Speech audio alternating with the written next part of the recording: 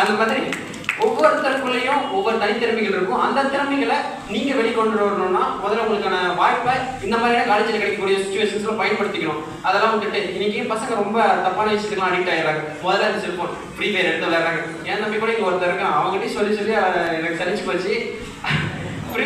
Free fire விளையாடுறாங்க.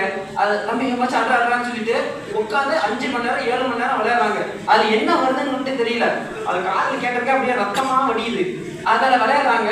இன்னொன்று, இந்த ஃப்ரீ ஃபயர்லாம் ஃப்ரீ ஃபயர் கணக்கு இல்லையா, அதை வச்சு ஃப்ரீயாக ஒரு மாதத்துக்கு சிலிண்டர் இல்லாமல் அனுபவிக்க முடியுமா?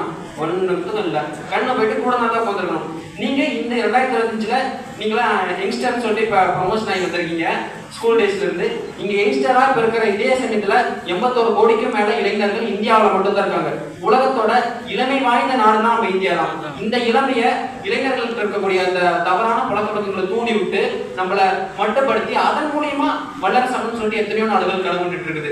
அந்த மாதிரியே நாடுகள் இறக்கி விட்டது தான் இந்த கேம்ஸ் எல்லாம். இதுக்கெல்லாம் அடிக்ட் ஆகிடாதீங்க.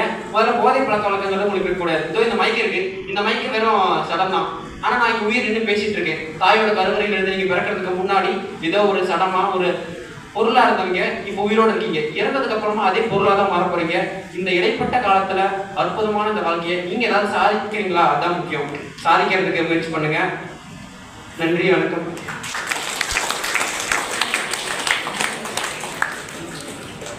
இந்த தம்பி கிங் டிவி நாமக்கல் இருக்குது.